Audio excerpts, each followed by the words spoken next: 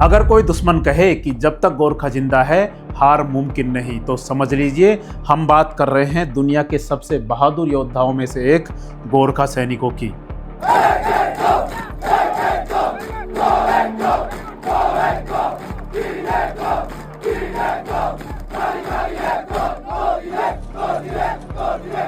गोरखा सिर्फ एक जाति ही नहीं, गोरखा एक जज्बा है जो डर को भी डरा देता है। इनका युद्ध घोष जय महाकाली आयो गोरखाली, जय महाकाली आयो गोरखाली, मतलब महाकाली की जय, गोरखा आ गया है के साथ जब ये मैदान में उतरते हैं तो दुश्मन सैनिक कहते हैं कि अगर सामने गोरखा है तो या तो पीछे हटो या फिर अलविदा कहो।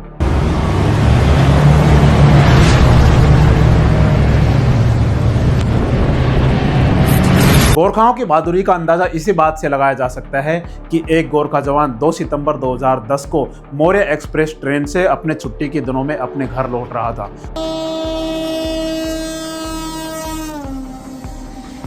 तभी ट्रेन अचानक कोलकाता के जंगलों में रुकती है और उसके बाद जो होता है वो बहुत ही खतरनाक होता है। पता चलता है कि 30 से 40 हथियारबंद डकैत उस ट्रेन को रुकवाए थे और डिब्बों में घुस गए थे और वो डिब्बों में यात्रियों के सामान, ज्वेलरी, जो भी कुछ उनका रखा हुआ था वो सब लूट कर ले जा रहे थे। गहने थे, मोबाइल फ़ोन थे, वो सब लूट रहे थे। तब तक वो जवान क्या कर रहा था? तब तक वो देख रहा था और सोच रहा था कि जाने दो, लुट रहे तो लुटने दो। वो शांति से बैठा हुआ था। लेकिन अचानक से क्या हुआ कि जब बात इज्जत पे आई, देश के गौरव की बात आई, उन्होंने डकैतों ने क्या किया, एक लड़की को रेप करने की कोशिश की।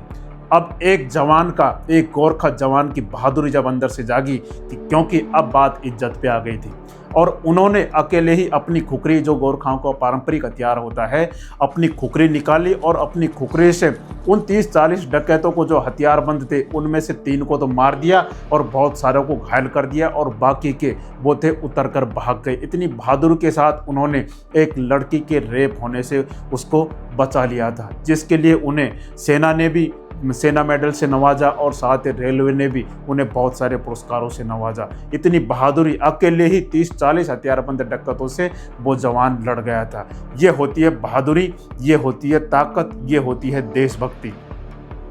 जब गोरखा जवान विष्णु श्रेष्ठ से यह बात पूछी गई कि तुमने अकेले ही अपनी जान खतरे में क्यों डाली, तो उनका जवाब था कि मैं एक सैनिक हूँ और देश की रक्षा करना और साथ ही अपने देश की बहन बेटियों की रक्षा करना, उसकी इज्जत की रक्षा करना मेरा धर्म है, मेरा फर्ज है। ये होती है गोरखा जवान की पहचान, ये होती है असली भारतीयता की पहचान। क्या बात है सर, क्या बात है सर, क्या बात, ये बात है। गोरखाओं के बारे में हमारे सैम साहब ने कहा था कि अगर कोई आदमी ये कहता है कि उसे मरने से डर नहीं लगता तो या तो वह झूठ बोल रहा है या फिर वह गोरखा है।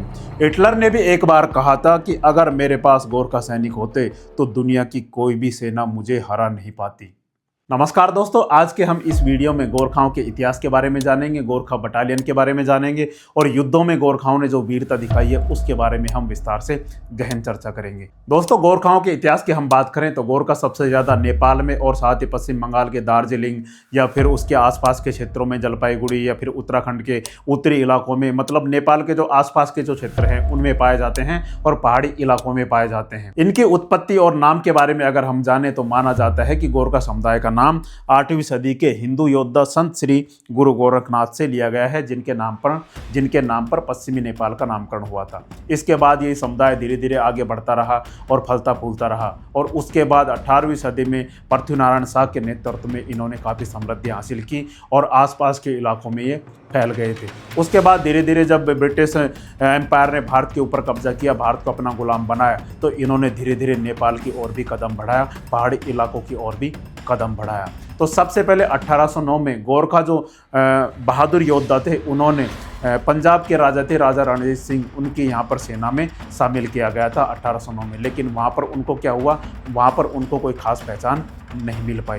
उसके बाद 1809 के बाद जब अंग्रेज आगे बढ़ते गए और पहाड़ी इलाकों पर कब्जा करने की उन्होंने सोची, तो 1814 और 1816 के बीच गोरखाओं और अंग्रेजों के बीच बहुत भयानक युद्ध हुई, जिसमें गोरखाओं ने अंग्रेजों को बहुत कड़ी टक्कर दी और अपनी बहादुरी और अपनी वीरता का परिचय दिया। पहले तो अंग्रेज इनसे हार मानकर वापस चले गए, लेकिन अंग्रेज हार मानने वाले कहाँ थे, वे दोबारा से वापस आए दुगनी ताकत, गोला बारूद और हथियारों के साथ। अब की बार भीषण लड़ाई में गोरखाओं ने बहुत ही बहादुरी और वीरता का परिचय दिया, लेकिन उन्होंने कभी भी गुलामी स्वीकार नहीं की। अब इसमें क्या हुआ दोस्तों, बराबर की टक्कर हुई, तो इसमें मजबूर होकर गोरखाओं की संख्या कम थी, मजबूर होकर उनको क्या करना पड़ा, संधि करनी पड़ी। इसमें दोस्तों ध्यान देने वाली बात है कि उन्होंने गुलामी स्वीकार नहीं की, यह गोरखाओं और अंग्रेजों के बीच संधि थी। अब उसी संधि के तहत अंग्रेजों को यह पता चल गया था कि ये गोरखा जो सैनिक है बहुत ही बहादुर हैं, निडर हैं, साहसी हैं, देशभक्त हैं, वफादार हैं। उनकी ताकत को जो ब्रिटिश ईस्ट इंडिया कंपनी थी उन्होंने पहचान लिया था, और इसी के साथ ही ब्रिटिश ईस्ट इंडिया कंपनी के जो जनरल थे उन्होंने एक बहुत ही खतरनाक स्टेप उठाया। उन्होंने अपने दुश्मन जो गोरखा थे उनके साथ उन्होंने अभी लड़ाई लड़ी थी, उनको अपनी सेना में शामिल करने का निर्णय लिया। यह एक तरीके से बहुत ही खतरनाक था, लेकिन यह खतरनाक नहीं बल्कि उनके लिए बहुत फायदे का सौदा साबित हुआ। और इसी के बाद शुरुआत होती है 1816 में गोरखा रेजिमेंट की, और गोरखा रेजिमेंट के तहत गोरखाओं को ब्रिटिश सेना में शामिल किया गया। इसके बाद ब्रिटिश ईस्ट इंडिया कंपनी ने क्या किया, गोरखाओं को लड़ाइयों में हमेशा आगे रखा, और गोरखाओं ने भी उनको ऐसा ही परिणाम ला कर दिया। उन्होंने पंजाब के खिलाफ जब युद्ध हुआ ब्रिटिश से सत्ता स्थापित करने के लिए, उसमें गोरखाओं ने मुख्य भूमिका निभाई। अफगानों के साथ जब युद्ध हुआ तो उसमें भी गोरखाओं ने बहुत महत्वपूर्ण भूमिका निभाई। इनकी बहादुरी और वीरता को देखते हुए एक बार ब्रिटेन के प्रिंस ने कहा था, in the world there is only one secure palace, that is when you are between Gorkhas.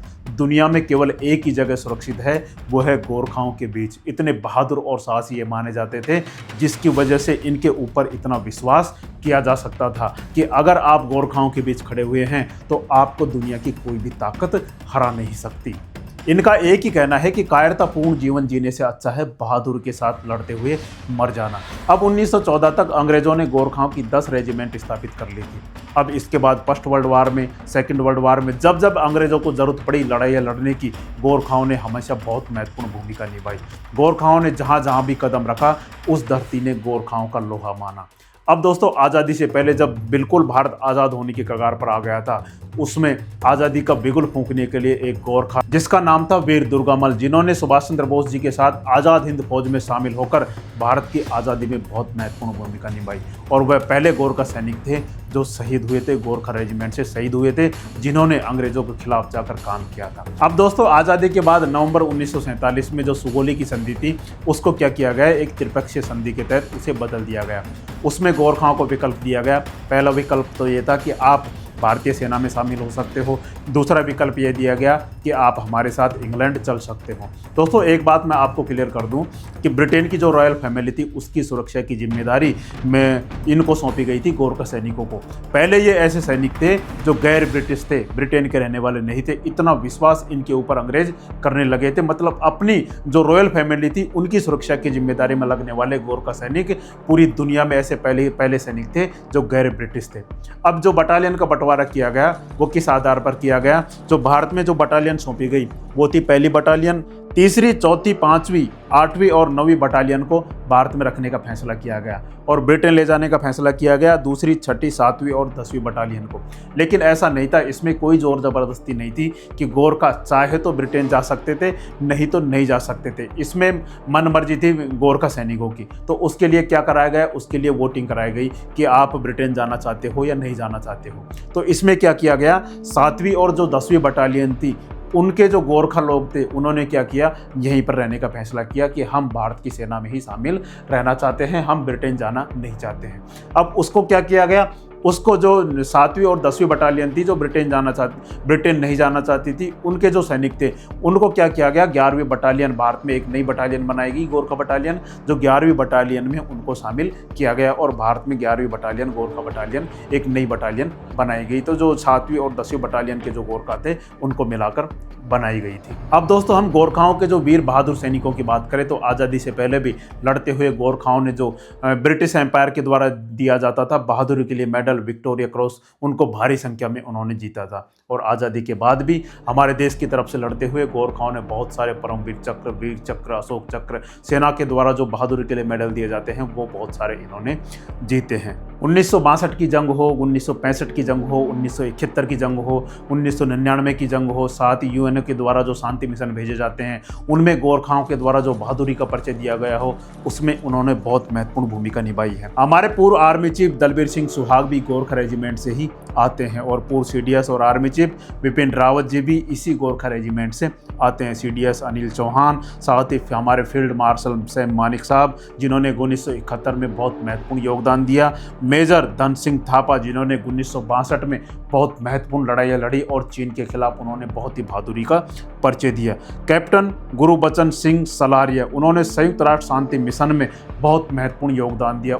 Lieutenant colonel Lalit राय जिन्होंने कारगिल युद्ध का हीरो माना जाता है, जैसे कैप्टन विक्रम बत्रा जाने जाते हैं उसी तरीके से लेफ्टिनेंट कर्नल ललित राय कारगिल युद्ध के हीरो माने जाते हैं। वर्तमान में दोस्तों लगभग 30,000 गोरखा योद्धा हमारी इंडियन आर्मी में तैनात है, जो हमेशा मर मिटने के लिए तैयार रहते हैं, हमेशा हमारी मातृभूमि की रक्षा के लिए तैयार रहते हैं। लेकिन दोस्तों अंत में एक खास बात यह है कि एक सैनिक के रूप में तो इनको एक महान पहचान मिली हुई है, लेकिन अपने समुदाय, अपनी सभ्यता और संस्कृति और अपने अस्तित्व को बचाने के लिए इन्होंने गोरखालैंड की मांग हमारे भारत सरकार से उठाई हुई है। जो दार्जिलिंग और उसके आसपास के क्षेत्र को मिलाकर एक अलग से गोरखालैंड इनके लिए बनाए जाने की मांग इन्होंने लगातार उठाई हुई है। तो दोस्तों आपको क्या लगता है कि क्या गोरखालैंड बनना चाहिए या नहीं बनना चाहिए? इनकी सभ्यता, संस्कृति और अस्तित्व को पहचान मिलनी चाहिए या ना मिलनी चाहिए? आप एक बार कमेंट करके जरूर बताएं। और जानकारी आपको अच्छी लगी हो तो हमारे चैनल को लाइक एंड सब्सक्राइब जरूर करें। जय हिंद, जय भारत।